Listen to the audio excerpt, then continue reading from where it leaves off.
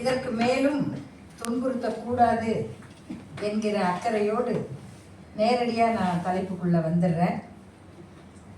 முதல்ல தோழர் அமுதா, நீலகண்டன், இந்த கருப்பு பிரதிகள், இவங்க 2 பேரும் தான். அவர்களுடைய இந்த கடுமையான உழைப்புக்கு என்னுடைய வாழ்த்துக்களையும் பாராட்டுகளையும் தெரிவித்துக் கொள்கிறேன். எல்லாருக்கும் ஒரு பின்னோக்கிய பயணம் இருக்கும், ஃப்ளாஷ்பேக். அப்படி எப்போ தோழர் நீலகண்டன், தோழர் அமுதா அவர்கள் அவங்க வாழ்க்கை பயணத்தின் ஃப்ளாஷ்பேக்ல இருந்து வந்தாலும், நான் என்னுடைய பயணத்துல இருந்து வந்தாலும், அந்த ராயப்பேட்டையில் ஒரு மொட்டை மாடி இருக்க ஒரு வீட்டில் நாங்கள் பெரியாரிய பாடங்களை பேசுகிற தோழர்களாக சந்தித்ததும், அப்போ அவங்க ரொம்ப இளைஞர்கள்.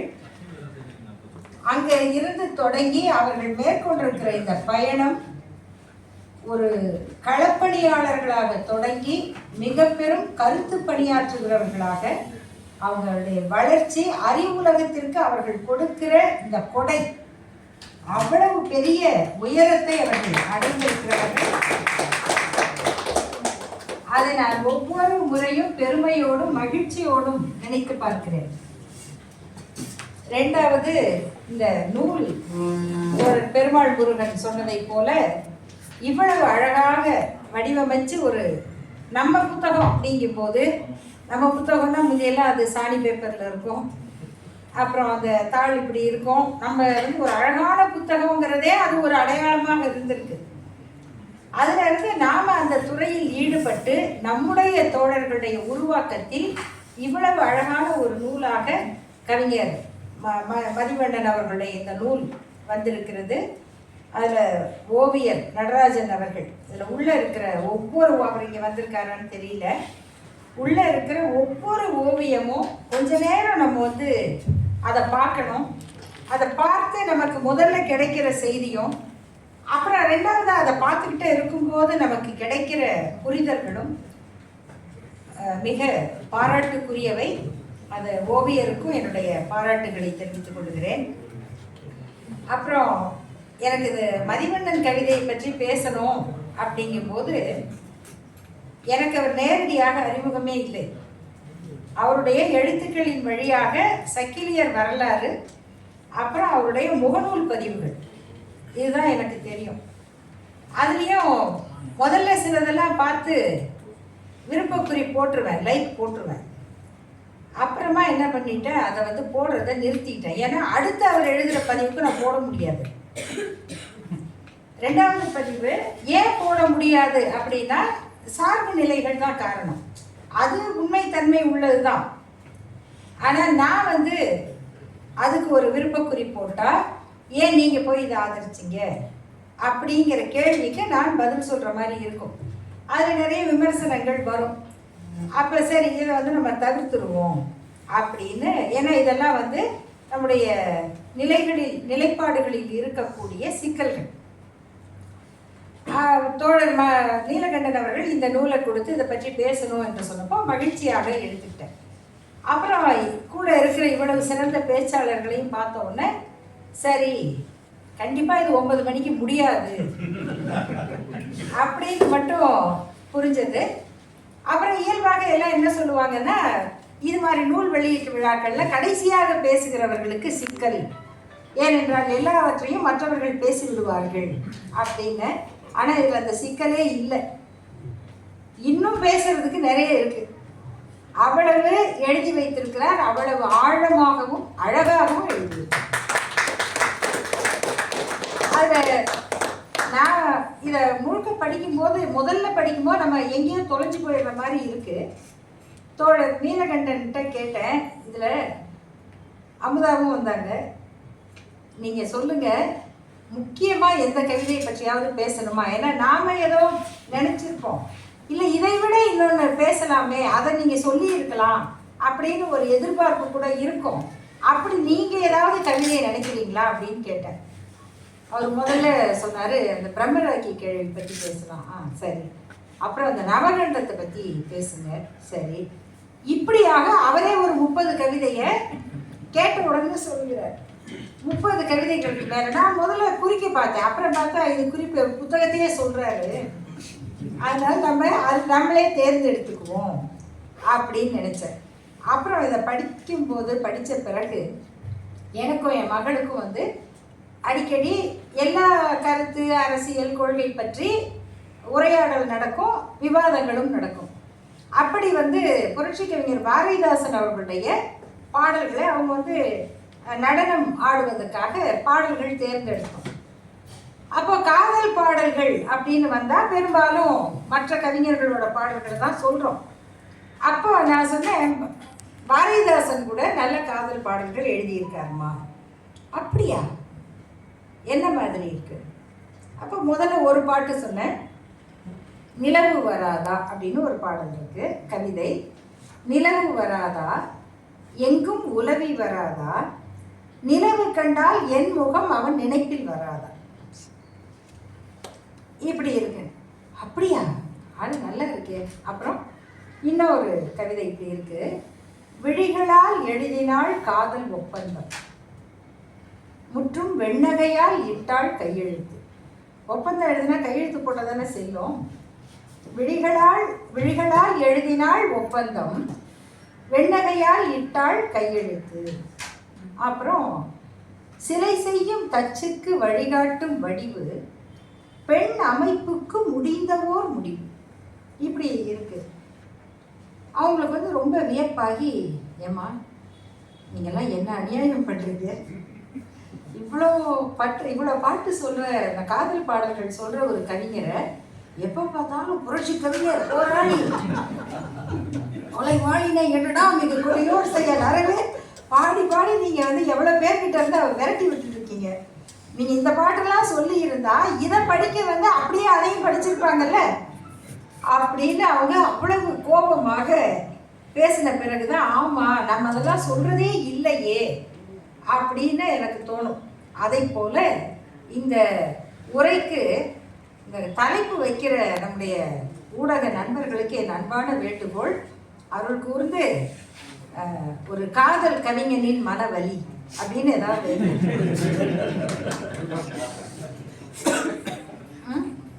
அந்த மாதிரி வச்சிங்கன்னா காதலிக்க விரும்புகிறவங்களும் கேட்பாங்க. அதுக்கு நடுவில் நம்ம இந்த வரலாறு சொல்லிக்கலாம். நம்ம எடுத்த உடனே போட்டு தலித் இலக்கியவாதிகளுக்கு தோழர் நீலகண்டன் எச்சரிக்கை, அதிரடி, ஒருத்தரும் பார்க்க மாட்டாங்க. பார்க்காமையே கீழே அவங்களுக்கு தெரிஞ்ச எல்லா மொழியிலையும் திட்டுவாங்க. இதுதான் நடக்குது.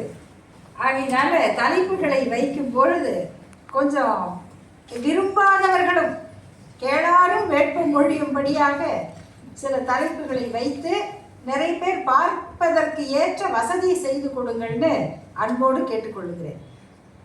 இதை படிக்கும்போது எனக்கு இதில் எதை பேசுறது அப்படின்னு நான் தேர்ந்தெடுத்ததெல்லாம் வரிசையாக என் பக்கமெல்லாம் எழுதினேன். எதுக்கு எழுதுனேன்னா, எப்படி எல்லாரும் இதில் நிறைய சொல்லுவாங்க, அதில் எதெல்லாம் சொன்னாங்களோ அதெல்லாம் விட்டுட்டு நம்ம மற்றதை பேச வசதியாக இருக்கும். ஏன்னா அவர் சொன்ன மாதிரி பொருள் அடக்கம் இல்லை இல்லையா, அதனால் இப்படி எழுதினேன். ஆனால் அவங்க சொல்லாதது தான் நிறைய இருக்குது. இதுக்கு மேலே நான் எவ்வளோ சொல்லிட முடியும்? அப்போ எனக்கு என்ன நினைவு வந்ததுன்னா, அண்மையில் மறைந்த கவிஞர் ஈரோடு தமிழன்பன் அவர்களுடைய சாகித்ய அகாடமி விருது பெற்ற கவிதை வணக்கம் வள்ளுவ அப்படிங்கிற ஒரு தொகுப்பு. அந்த தொகுப்பில் 8வது சீர் அப்படின்னு ஒரு கவிதை இருக்கு. 8வது சீர். அந்த கவிதை எப்படி வரும்னா, ஏழாவது சுரம் கதவை இழுத்து மூடியதால் 8வது சுரம் ஏமாந்து திரும்பி இருக்கலாம். ஏன்னா 7 சுரம் தானே சொல்கிறோம். ஏன் 7 சுரம்? 8வது சுரம் கூட இருக்கலாம் இல்லை. 7வது சுரம் கதவை இழுத்து மூடியதால் 8வது சுரம் ஏமாந்து திரும்பி இருக்கலாம். ஆனால் இசை தேவதை ஆலாபனையை நிறுத்திவிட்டு கதவை திறக்க ஓடி இருக்க மாட்டாளா?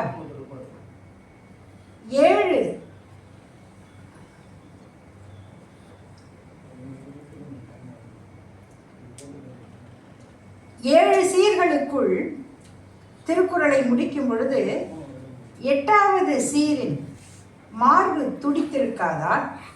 வள்ளுவர் 8வது சீர் உன்னை தேடி வந்தபோது என்ன செய்தாய்?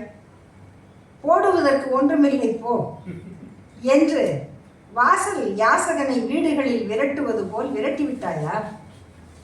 8வது சீர் ஏன் உனக்கு தேவைப்படவில்லை? யாப்பு கூப்பிட்டு மிரட்டியதால் ஏற்பட்ட அச்சமா? 7 சீர்களிலேயே ஒளி தீர்ந்து போனதா? ஈற்றும் முச்சீரடியில் உனக்கும் மூச்சு முட்டியதா? காசும் பிறப்பும், இங்கதான் எனக்கு அந்த நினைவு வந்தது. காசும் பிறப்பும் உன் முன் வந்து கண்களை கசக்கினவா? நாளும் மலரும் நச்சரித்தனவா?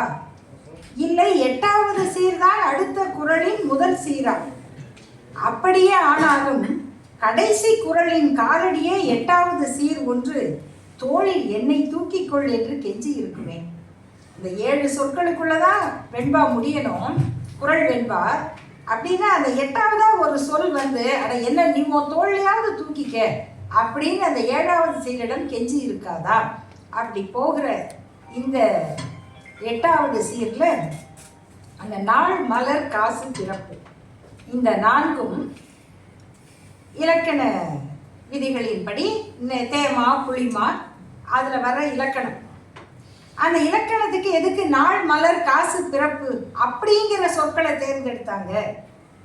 அது பெரிய இலக்கண ஆராய்ச்சி. காசும் பிறப்பும் கலகலப்ப கைவேர்த்து வாசன் அருங்குழல் ஆய்ச்சியர் மத்தினால் ஓசைப்படுத்த தயிரரவம் கேட்டிலையோ அப்படின்னு திருப்பாவை பாடல் இருக்கு. அப்ப இந்த காசு பிறப்பு அப்படிங்கிறது பெண்கள் வந்து தாலியில போடுகிற 2 பொருள். அது வந்து தயிர் கடையும் போது சத்தம் எழுப்புது அப்படின்னு சொல்றாங்க. இது எல்லா பக்தி இலக்கியத்திலையும் வருது. இந்த 4 சொற்களை ஒரு இலக்கணத்தின் மாத்திரை அளவோட நேர் நேர் நிறை நேர் தேமாங்காய் புளிமாங்காய் இந்த இலக்கணத்தோட இணைச்சிருக்காங்க. ஆனால் அவருடைய அந்த முதல் பகுதி அந்த தொகுதிக்கு வந்து நாள் மலர் காசு பிறப்பு அப்படின்னு பேர் வச்சுட்டு அந்த இலக்கணத்தை பின்பற்றவே இல்லை. எதுக்கு அந்த பேர் வச்சார் அப்படிங்கிறத தோழர் மதிவண்ணன் தான் சொல்லணும். அப்போ அதை முறியடிக்கிறது, இலக்கணத்தை சொல்லி அதற்கு மாற்றான ஒரு மரபே வரும். இப்படி எதிர்மரபு அப்படின்னு நண்பர் பெருமாள் முருகன் சொன்னார் இல்லையா, அது இப்படி நம்ம எழுத முடியும் அப்படிங்கிற அந்த செயல். அப்புறம் அவருடைய ஆழ்ந்த புலமை, புலவர் கல்லூரியில் படித்தாதான் வரும்னு இல்லை, புலமை வந்து ஆழ்ந்து படிக்கிற, அதை உள்வாங்குகிற, தனக்குள் தோய்ந்து போகிற அந்த அனுபவம் கொடுக்கிற பயிற்சி. அவருக்கு சங்க இலக்கியம், புராணங்கள், மற்ற வரலாற்று செய்திகள், கல்வெட்டு மூலமாக கற்றுக்கொள்ளுகிற பழம் ஆதாரங்கள், இதெல்லாம் சேர்ந்து வருது. அப்போ புதுக்கவிதை அல்லது இந்த மரபு அல்லாத கவிதை என்கிற இந்த வடிவத்துக்குள் எழுதுகிற பல கவிஞர்களில் இந்த மரபை அறிந்து படித்து அதை விட்டுட்டு எழுதுகிறவர்கள், அவங்களுடைய எழுத்தை படிக்கும்போது அதில் இருக்கிற ஒரு வளம், மொழி வளம், கருத்து வளம், அது தனியாக தெரியும். அது இது எதுவுமே தெரியாமல் நான் எழுதுறதுக்கும் இதையெல்லாம் படித்து பயிற்சி மேற்கொண்டு அதை விட்டுட்டு எழுதுறதுக்கும் இருக்கிற அந்த வேறுபாடு, அதனுடைய பயன் இதில் தெரியும். அப்படித்தான் அவர் ஒவ்வொரு இடத்துலையும் கொடியது கேட்பின் அப்படின்னு ஒரு கவிதைக்கு தலைப்பு. அது உங்களுக்கு உடனே எது நினைவுக்கு வரும்? இனியது கேட்பின் வரிவடி வேலோய் இனிது இனிது அப்படின்னு கேபி சுந்தராம்பாள் அம்மையார் பாடிய அந்த பாடல். இது மாதிரி எல்லாமே அவருடைய அந்த ஒரு இலக்கிய தொடர்ச்சியில தான் அது வருது. அப்புறம் எதையெல்லாம் பாடியிருக்கிறார் அப்படின்னா, நான் சுருக்கமாக 2-3 மட்டும் சொல்கிறேன். பயணங்கள்ல எத்தனையோ பார்க்குறோம்.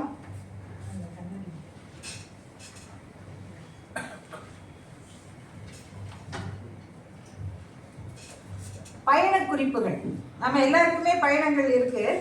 இந்த பயண குறிப்புகள்ல யார் யாரெல்லாம் பார்க்குறோன்னா, முதல்ல ஒன்று, கைத்தடி ஓசை வழிகாட்ட கடந்து போகிறவள். யார் நமக்கு தெரியுது? கைத்தடி ஓசை வழிகாட்ட கடந்து போகிறவள் எதேச்சையாய் சிரிக்கிறது. அவங்க எதுக்கோ சொல்லி சிரிச்சுக்கிறாங்க, நம்ம பார்க்குறோமான்னு அவங்களுக்கு தெரியாது. அவங்க எதேச்சையாக சிரிக்கிறாங்க. ஒளிரும் இவ்வழகை அவள் அறிந்து பூரிக்க காட்டும் ஆடி எதுவும் இல்லை. கண்ணாடி. அந்த சிரிப்போட அழகு எப்படி இருக்குன்னு அவங்களே பார்த்து தெரிஞ்சுக்கிறதுக்கு காட்டுறதுக்கு கண்ணாடி எதுவும் இல்லையே.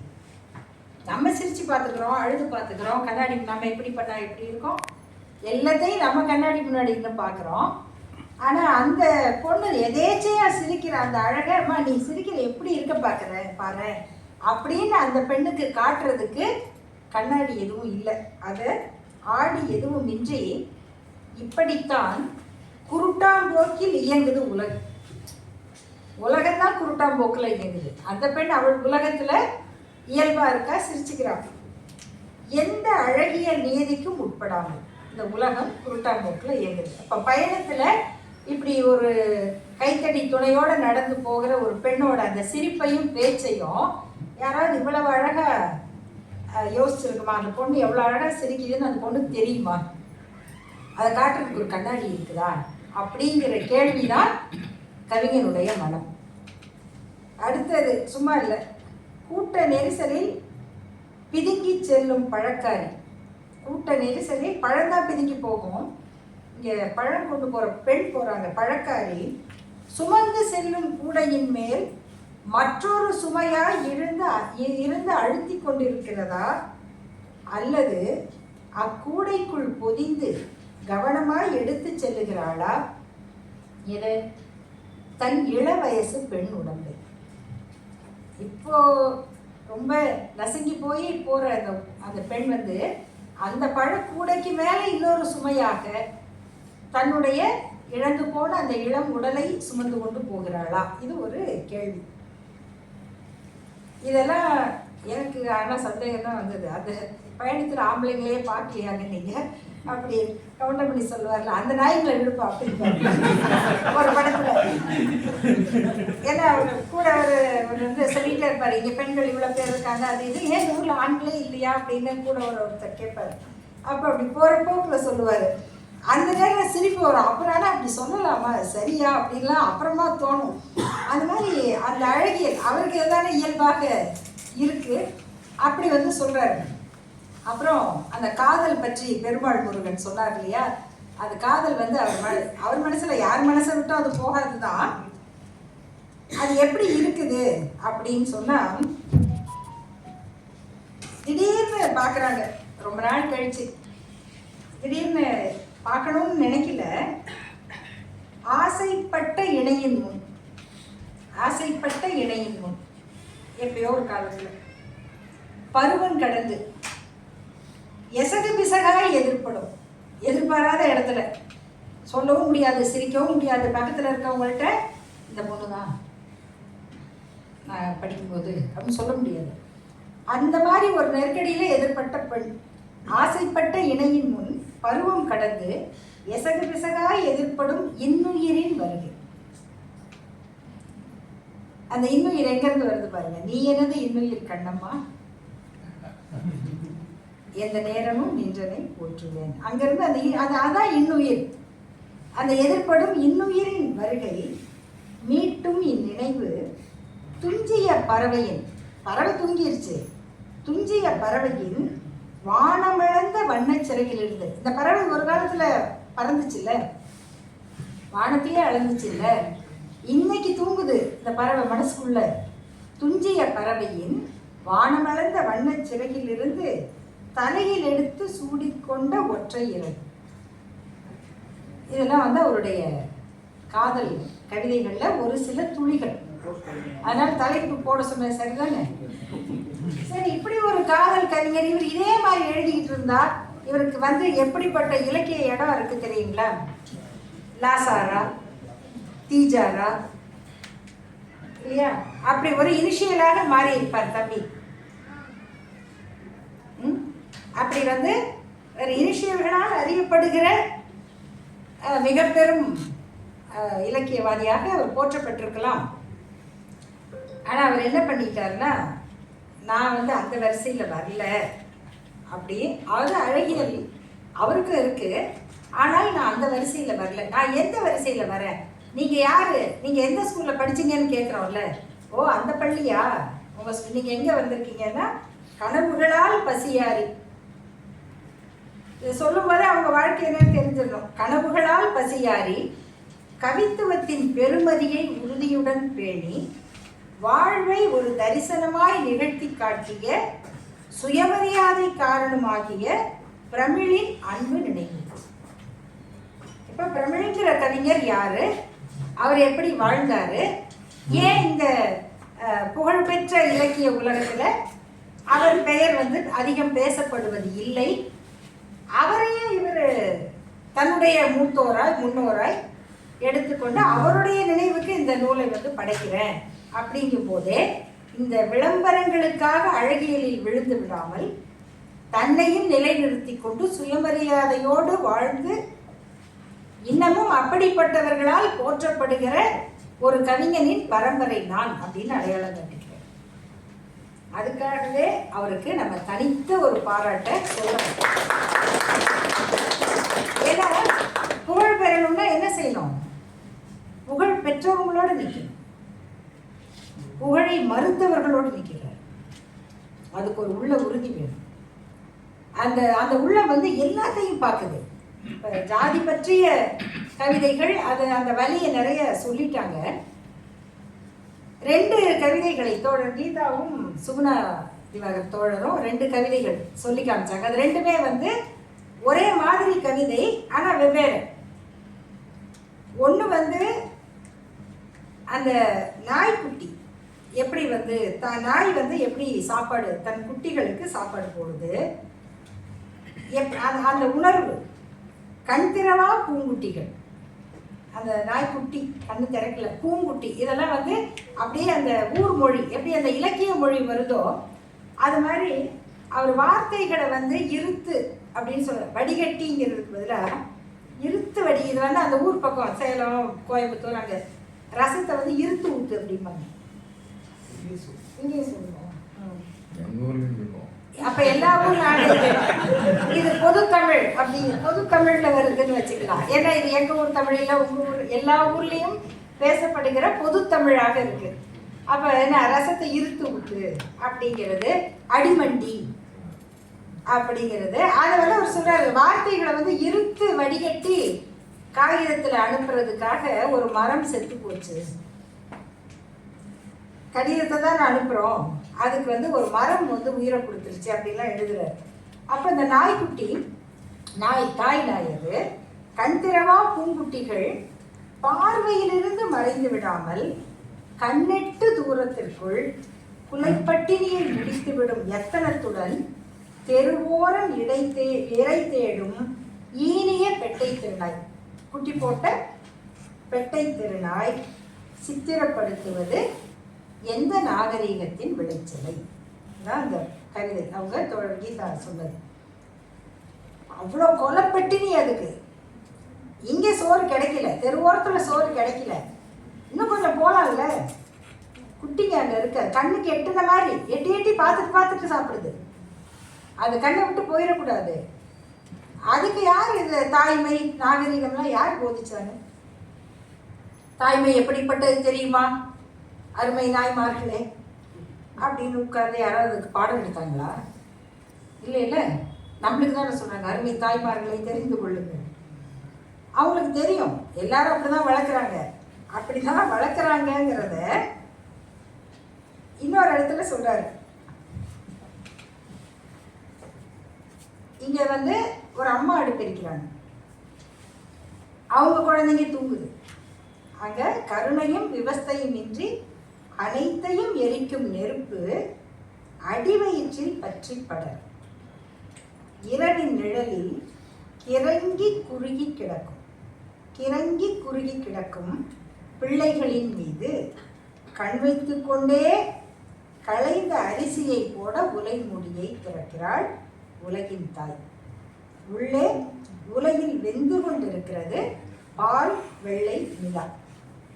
அது மாதிரி மறுபடியும் பானையார வெண்சோறு கண்ட இன்பம் மாதிரி பால் வெள்ளை நிலா மாதிரி உள்ள சோறு கொதிக்குது. இந்த தாயும் அவங்களும் கொலப்பட்டினி தான், குழந்தைங்களும் பசி மயக்கத்தில் தான் இருக்காங்க. அதனால தான் கிறங்கி குறுகி கிடக்குறாங்க, தூங்கிட்டு இல்லை. சோறு எப்போ வேகும், பிள்ளைங்களுக்கு எப்போ போடலாம் அப்படின்னு அந்த பிள்ளைங்களை பார்த்துக்கிட்டே அந்த உலைமூடியை திறக்கிற அந்த தாய். இந்த தாய்மை அந்த நாய்க்கும் இருக்கு. ஆனால் அங்கே யாரும் நாகரிகத்தை பற்றி வகுப்பு எடுக்கலை. இப்படி உவமை ஒப்பீடு. அப்புறம் நம்ம இங்கெல்லாம் தப்பிச்சு போயிட்டாக்க ஜாதி ஒழிஞ்சிரும் அப்படின்னு ஒரு காலத்தில் உண்மையாக நம்பினாங்க.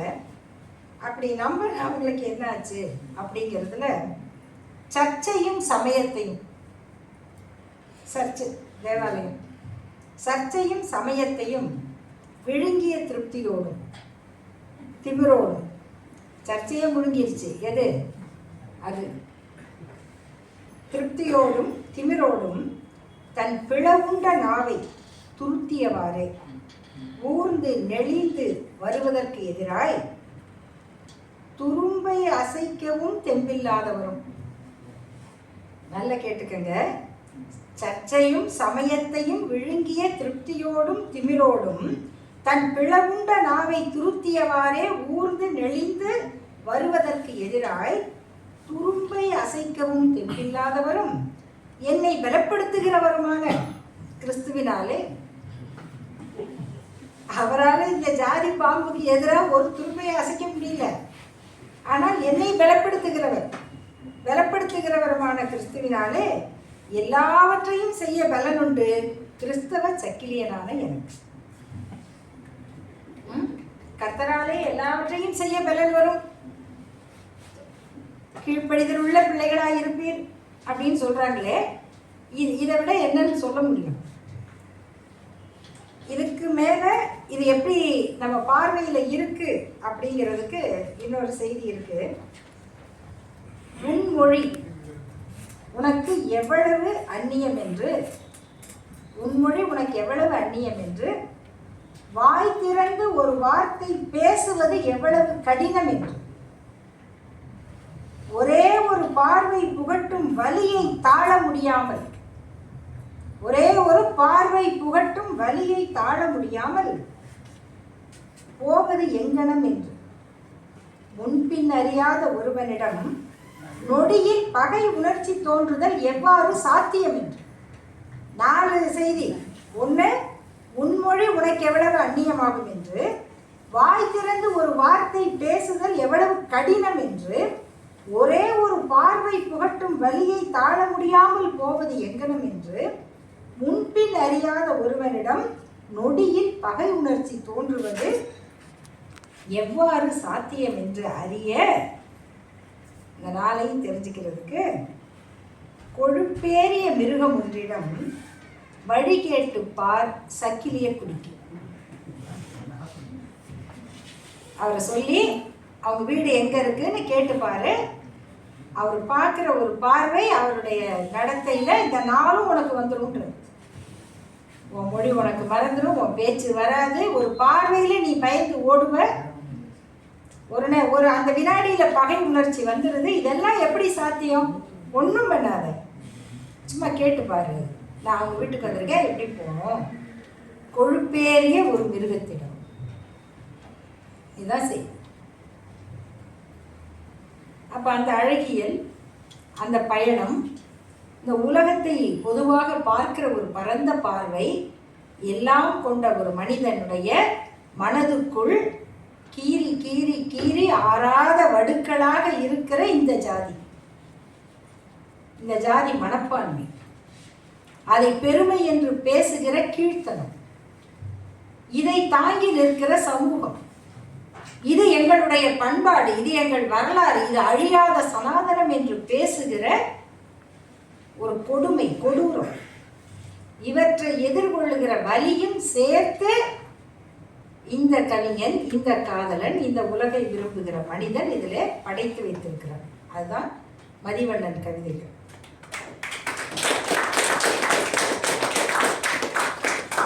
அப்ப எல்லாருக்கும் ஒரு இலக்கு இருக்குல்ல, எல்லா கவிஞருக்கும் இந்த வலி இருக்கு, இந்த பிரச்சனை இருக்கு, நான் இதை தாண்டி இங்க போனாலும் அது பாம்பு மாதிரி வந்து துரத்துது, இதுக்குள்ளதான் நான் வாழ்றேன், இதுக்குள்ள பெண்கள் எப்படி இருக்காங்க, இன்னும் பெண்கள் பற்றிய கவிதைகள்லாம் நமக்கு பேசினா தொண்டை அடைக்கிற அளவுக்கு நேரம் கருதி அதுக்குள்ளெல்லாம் போகல. இதெல்லாம் சொல்லுகிற அந்த கவிஞருக்கு இந்த உலகம் எப்படி ஆனது, இதெல்லாம் இருக்கு, நம்ம நம்பிக்கை இல்லாம போயிடலாமா? போகக்கூடாது. எல்லாத்துக்குமே தீர்வு இருக்கு. இதை எப்படி சொல்றது? அதான் E=mc²ன்னு ஒரு கவிதை இருக்கு. சூரியனை மேய்ந்து வாழும் ஆடு, அந்த ஆடு வந்து எப்படி பூமிக்கு கரியாயிடுது, ஆனால் அதன் புழுக்கை உடைத்து பிறக்கும் உலகு, எல்லாத்துக்கும் எதிர்வினை உண்டு, அப்படி ஒரு கவிதை. அப்போ இயல்பா உலகம் எல்லாருக்குமானதான இருக்கணும்னா, வானம் பொழிந்ததில் தனக்குரிய 2 மிடறு நீரை பிடித்து வைத்திருந்த வாளியில் இருந்து பருகி போகிறது காகம். மழை எல்லாருக்கும் தானே பொழிஞ்சுது, நீ என்ன பக்கெட்ல பிடிச்சி வச்சிருக்க, அதுல நான் 2 வாய் தண்ணி குடிக்கக்கூடாதா, வானம் உனக்கு மட்டுமா பொழிஞ்சுது அப்படின்லாம் கேட்காம தனக்குரிய 2 மிடறு நீரை பிடித்து வைத்திருந்த வாளியில் இருந்து பருகி போகிறது காகம், பொதுவின் பொருள் விளங்க. இதுக்கு மேல என்ன சொல்லணும்? பொதுவின் பொருள் விளங்க. அப்புறம் நம்ம எல்லாம் குளிரூட்டப்பட்ட அறையில் இருக்கோம், ரொம்ப முக்கியம். இப்போ பாருங்க, நான் சொல்ல சொல்ல உங்களுக்கே தெரியும் 8வது சீர் மாதிரி எத்தனை கவிதை திட்டிக்கிட்டு இருக்கோம். இப்போ ஏமா தாண்டி போறியே, இந்த பக்கத்துல நாங்க இருக்கவே கண்ணு தெரியலையா அப்படின்னு இங்க 4 கவிதை உருண்டு பெருளுது. அதனால நான் பக்கம் பக்கமா தாண்டி போறேன். அந்த குளிரூட்டப்பட்ட அறைகளை பத்தி நிறைய கவிதைகள் இருக்கு, வரிசையா சொல்றாரு. அது இதை நம்ம வேற குளிரூட்டப்பட்ட அறைக்குள்ளேயே இருக்கிறோமே, அதான் இப்ப கொஞ்சம் யோசிச்சு சொல்ல வேண்டியிருக்கு. குளிரூட்டப்பட்ட அறைகளும் பிணங்களும், இது தலைப்பு. குளிரூட்டப்பட்ட அறைகள் பிணங்களுக்குரியவை, பிணங்களும் குளிரூட்டப்பட்ட அறைகளுக்கே உரியவை, பதனமாய் பாதுகாத்து வருகின்றன அவற்றை இவை, பதிலுக்கு புதிதாய் உருவாக்கி பராமரிக்கின்றன இவற்றை அவை. அதேமா நம்ம இங்க வந்துடக்கூடாதுன்னு நினைக்கிறேன், இல்லைன்னா ஏசியோட ஆஃப் பண்ணியிருக்கலாம் போல இருக்குது. இருத்தலுக்கான நியாயத்தை பரஸ்பரம் அழித்துக் கொள்ளுகின்றன அவையும் இவையும், குளிரூட்டப்பட்ட அறைகளும் பிணங்களும். அடுத்து, உலகமெல்லாம் பறந்து கிடக்கிறது குளிரூட்டப்பட்ட அறைகளின் ஆளுகைக்கு உட்பட்ட வெளி, விரைத்து செயலற்று கிடப்பதாய் தோன்றலாம். இருந்த இடத்தில் இருந்து உலகையே ஆட்டுவிக்க வல்லவை அவ்வறைகளில் உறையும் பிணங்கள். குளிரூட்டப்பட்ட அறைகளில் உறையும் பிணங்கள் இருந்த இடத்திலிருந்து உலகையே ஆட்டுவிக்க வல்லவை. எப்போதும் அலட்சியத்துடன் போய் பேசுறதுக்கே பயப்படணும். இப்பதான் கொஞ்சம் இதெல்லாம் பழகிடுச்சு. பெரிய குளிரூட்டப்பட்ட கட்டடங்களுக்குள்ள போய் பாருங்க, நம்ம வந்து 8வது மாடி இல்லை 8வது மாடிக்கு எப்படி போகணும், இப்படி போய் அந்த பக்கம் திரும்பினீங்கன்னா வரும்னு சொல்ல மாட்டாங்க. எக்ஸ்கியூஸ் மீ, ஹெல்ப் யூ, கொஞ்சம் சத்தமாக பேசப்பா, அதான் நீ செய்கிற உதவி. நம்ம சத்தமாக பேசினா அந்த இடத்துல நம்ம அந்நியமாயிடும். அப்போ அந்த குளிரூட்டப்பட்ட அறை எதனுடைய அடையாளமாக, எதனுடைய பண்பாட்டை தாங்கிட்டு நிற்கிது. அதனால் அது எப்பயுமே அலட்சியமாக தான் இருக்கும். நம்மளை பார்த்து எப்போதும் அலட்சியத்துடனும், அடிக்கடி குரோதத்துடனும், எப்போதாவது அச்சத்துடனும் பார்த்தே பழக்கப்பட்டவை குளிரூட்டப்பட்ட அறைகளும் பிணங்களும் வெளியில் இயங்கும் உலகில். உட்பிரவேசிக்கும் ஒவ்வொருவரையும் தமது வெறித்த பார்வையிலும் பீதியூட்டும் நிசப்தத்திலும் நடுக்கி பார்ப்பதில் குரூர திருப்தி கொள்பவை அவை இரண்டும். இப்படி பார்ப்பாங்க உள்ள வரவங்க.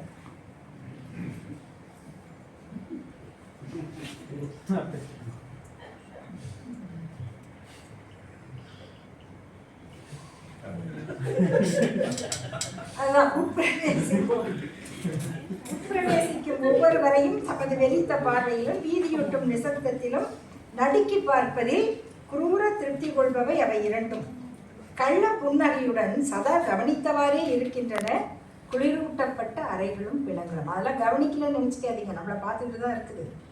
கண்ணீரோடும் இயலாமையோடும் உள்ளே நுழையும் ஒவ்வொருவரும் பிணமாகி தமது ஆளுகை தொடங்கும் நாளை குறித்த ஏக்கத்தோடு வெளிவருவதை அவங்க பார்த்துக்கிட்டே தான் இருக்காங்க. யாரு? குளிரூட்டப்பட்ட அறையும் அதன் உள்ளே உறையும் பிணங்களும். இப்படி மனிதர்கள் குளிரூட்டப்பட்ட அறையாகவும் அதில் வசிக்கும் பிணமாகவும் மாறிவிடாமல் இருப்பதற்கு கொஞ்சம் அந்த மனித தன்மையை, ஈரத்தை, மண்ணை, காற்றை இவையெல்லாம் சேர்ந்து வினையாற்றுகிற ஒரு உயிரின் தோற்றத்தை, வளர்ச்சியை நம்ம மனசுக்குள்ள பத்திரப்படுத்தி பதியம் போடுகிற வேலையை மதிவண்ணன் கவிதைகள் செய்கின்றன. அதை படிங்க, வாங்கி பரிசு கொடுங்க, மற்றவங்களை படிக்க சொல்லுங்க. அதுதான் அந்த நூலை பரவச் செய்கிற நம்முடைய முயற்சியாக இருக்கும். நன்றி, வணக்கம்.